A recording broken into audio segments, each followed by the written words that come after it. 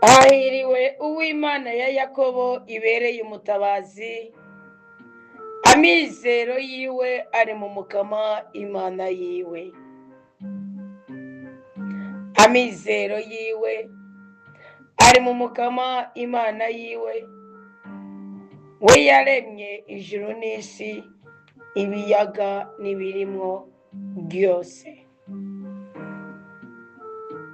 Uwiteka nyaguhora ku ngoma, wowe muremyi w'izimwe mu z'abazima duhema, wowe muremyi w'ubu buzima dufise, turi imbere yawe twebwe abana bawe nyaguhora ku ngoma. Turi imbere yawe nk'abasamuragwa b'ibyiza bikomoka mu ijuru. Turi imbere yawe nka bene umurage. Turi imbere yawe kugira ngo dutere iteka, udutabare kandi uduteturure mu makuba y'ubwoko bwose. Turi imbere yawe ngo turandurane n'imizi buri cyonyi cyose kibuza ubuzima bwacu kunezerwa na nawe. Dawe, uyu mwanya turaje kuguruza ikirere cyiza ku buzima bwacu, maze twakire ububasha bwawe bukorere muri twebwe, twakire impuhwe zawe zikorere muri twebwe, twakire igikundiro cyawe kigendanire ubuzima bwacu, twakire ubudahangarwa bwawe, tubone kunezerwa, gutabagwa no kweregwa mu byo dukora byose. Ewe dawe ugyagiye mu ijuru, wowe uri Imana se w'umwami wacu Yesu Kristo, reka ndaguha impundu, reka ndagushimire, reka ndagukengurukire, reka ndakuninaze kuko uri umwami akiza buri bisuzuguriro by'ubwoko bwose, kandi gushimire kuri uyu munsi wa gatatu mwiza uduhaye ubwoko bwawe, muri iri zamu ryo hagati ya 6 na 9, kuri iki gicaniro c'inava ca 7 ca 7 z'ijoro, iri genekerezo rya 10 ukwezi kw'icumi na kabiri 2025. Mukama turagushimiye ko tugeze ku munsi wa 26 w'amasengesho w'iminsi 40. Mukama turagushimiye ko waduteye iteka tukaba dusigaje iminsi 14 muri uyu mwaka. Mukama turagushimiye ko hari ikintu gishasha uri kurubura ngo ukorere ubuzima bwacu. Turahiriwe twebwe, wewe Mana ya Isirayeli, Mana se w'umwami wacu Yesu Kristo, ubereye umutabazi. Ni wowe twashize mwamizero yacu, ni wowe twahaye ubuzima bwacu, ni wowe twahaye vora y'ukubaho kwacu. Tugire neza, udutere iteka, udutabare mu makuba y'ubwoko bwose, uduhice umutima wacu wifuza, tunezereze kandi udutabare, uturinde kubabara kandi twagurire imbibe mu izina rya Yesu Kristo. Amina. Mukama twagutoye ku mutabazi, erega kera twahora twishimira abatware, erega kera twahora twishimira ababyeyi nka twebwe, erega kera twahora twishimira ubutunzi, ububasha n'ubushobozi bwabo, ariko bamwe muri bo baraduhemukiye, abataduhemukiye nabo barananiwe, abatananiwe bagerageza nabo benshi barakenyutse barapfuye. Niyo mpamvu twasanze Zaburi 146 umurongo wa 3b havuga ngo ntiwishimire mwene Adamu kuko atarukiza ruri muri we, umwe muzimuhezemo aca asubira mu ivu. Kuri uyu munsi nyene imigambi yiwe irazimangana. Mukama naho biruko, naho biruko, naho biruko, abagifise icyizere cy'umunezero bari kumwe na bagenzi babo bahunze, bahuza uzoba ukoze, bahuza uzoba ugize neza, bahuza uzoba udutabaye, bahunze.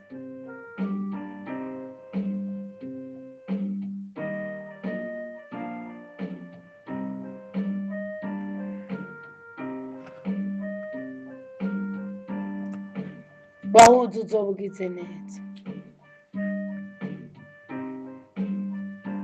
Ni wowe wenyine ushobora kuzigama ukuri, tubera inkingi n'inkinzo.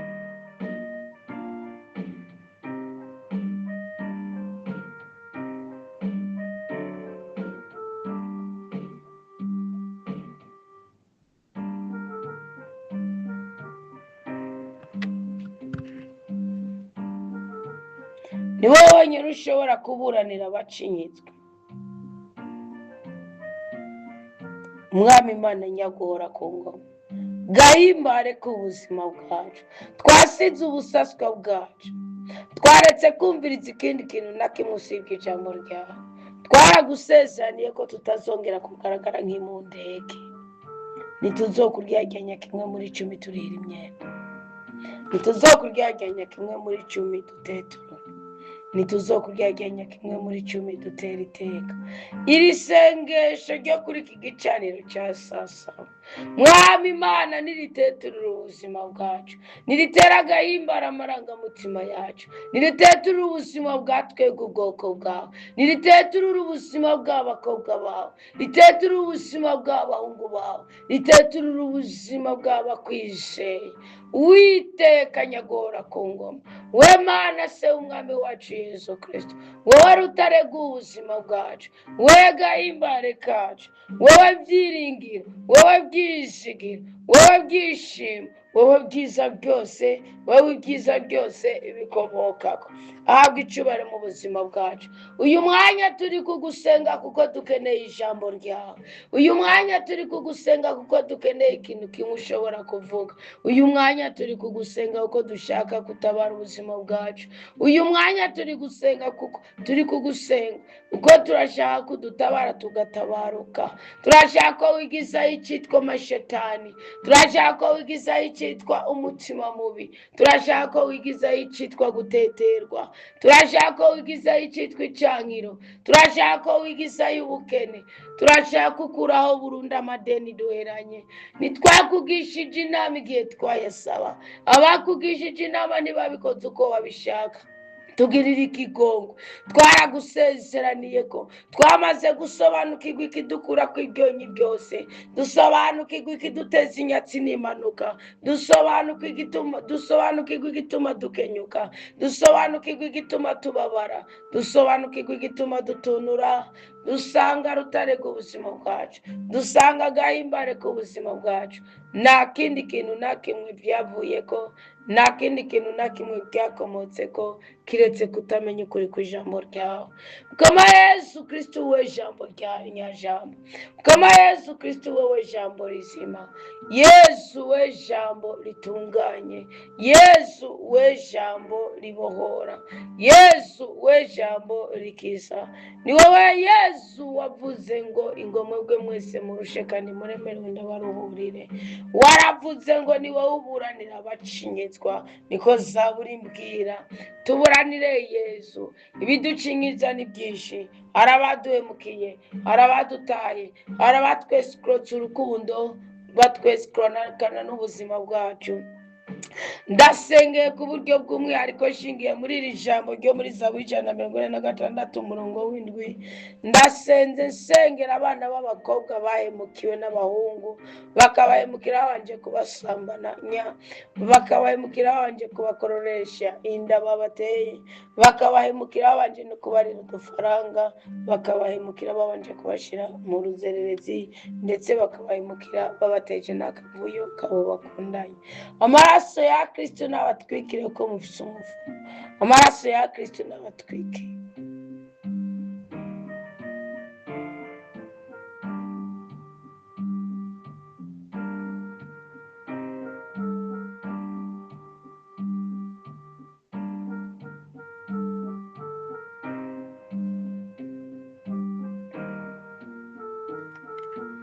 Amaraso ya Kristo ni Yesu ubuzima bwacu. Amaraso ya Kristo natutumira ibitumbatumbiye mu mitima yacu. Amaraso ya Kristo ni Yesu uburiri turyamamo.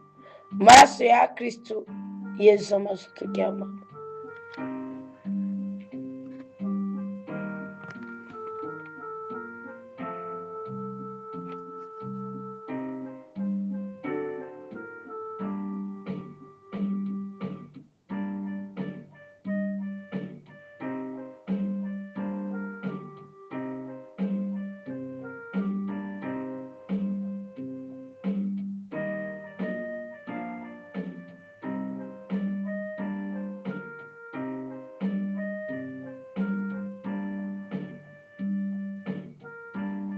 Amaraso ya Kristo twika imyuka mibi yose idutandukanya n'imigisha Imana yaturemeye.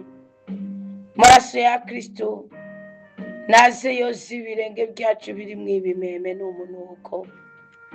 Amaraso ya Kristo natyorora ibiganza byacu tugira umugisha n'umugwiza. Amaraso ya Kristo natyorora igikiriza cyacu cyose. Amaraso ya Kristo natyorora inda zacu zibyare zereke. Amaraso ya Kristo namugurura ubwenge bwacu bumugaye.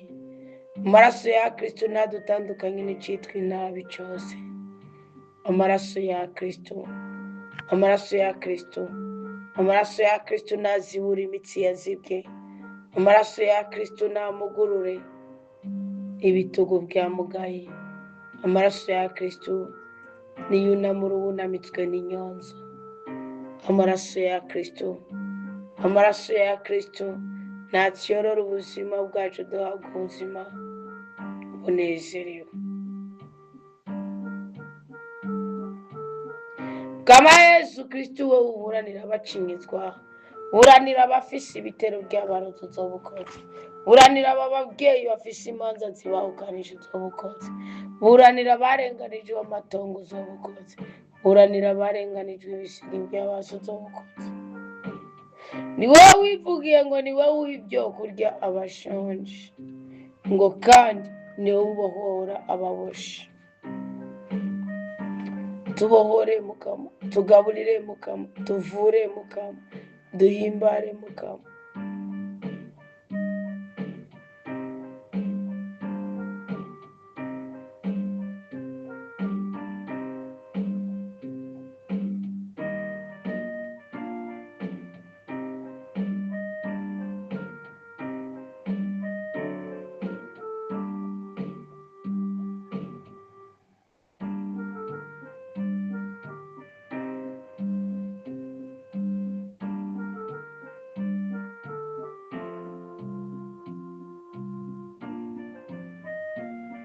Amaraso ya Kristo nacuncubukire kuri twebwe ubwoko bw'Imana.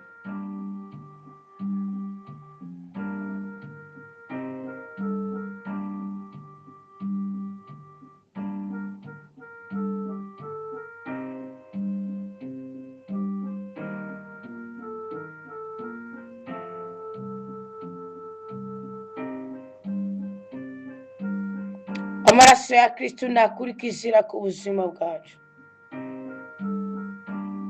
Umukama tubohore kuko turaboshwe. Abo twasanga ibyaha baradusigaranye uruhande turaboshwe. Ugukekeranya kwacu kwaratuboshe. Ukutuba Imana kwacu kwaratuboshe. Ugupinga kwaratuboshe. Amaraso ya Yesu Kristo tubohore.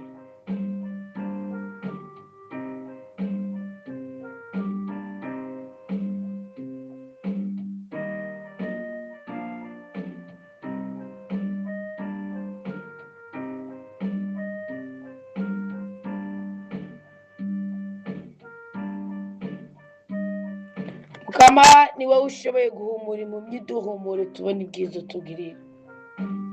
Mukama ni wowe ushoboye kunamura abahetanye. Mukama ni wowe ukunda abafise umutima utunganye. Mukama ni wowe wamuhagarika bakavantara ukaremesha imfubyi n'umupfakazi. Ni wowe usibanganya inzira.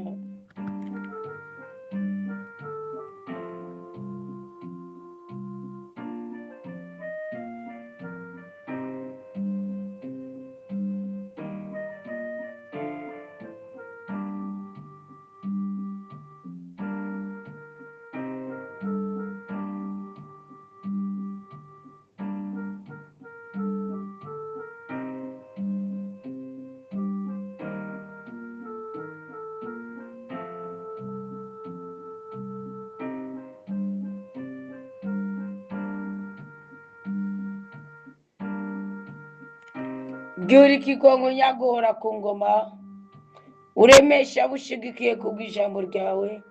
Iki gicaniro ucemere kandi ucemeze. Iki gicaniro wumva imitwaro ubwoko bwawe buguhereje. Iki gicaniro wumva imitwaro ubwoko bwawe bugutuye. iki gicaniro turinde kuba baruduhembura.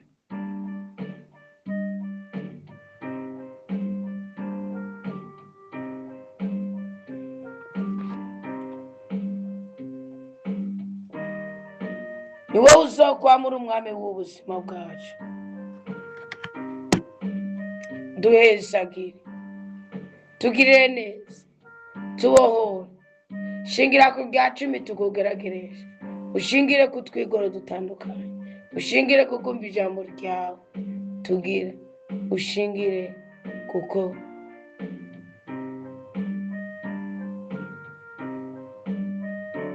ubone kuduhezagira.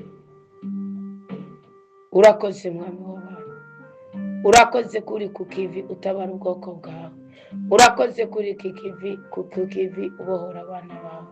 Urakoze kuri ku kivi utetura abateterewe, unezereza abari batunuye, ibyiza n'ibyishimo indusha. Duha umugisha amaraso ya Kristo adushire ikimenyetso cy'ubudahangarwa. Turinde kubabara kandi twagura imbere. Dutere iteka, uduteture mu makuba y'ubwoko bwose. Mu izina rya Yesu Kristo duhabwa ibyiza byose twagenewe. Amen. Imana ibahe umugisha, Imana ibishimire, Imana ibanezereze. Iki gicaniro kivugira mu ijuru warungike ibisubizo by'ibibazo byawe byose ushize kuri iki gicaniro. Vuga uti amen, ndahiriwe kuko Kristo yampuje n'icyo ashaka ko mbaco. Amen.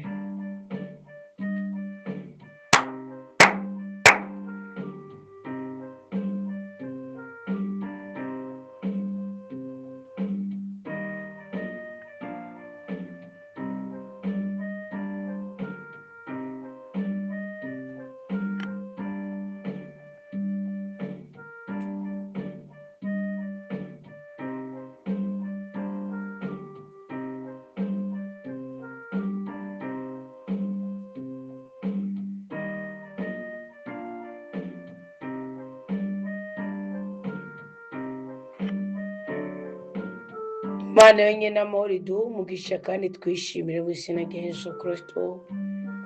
Amen.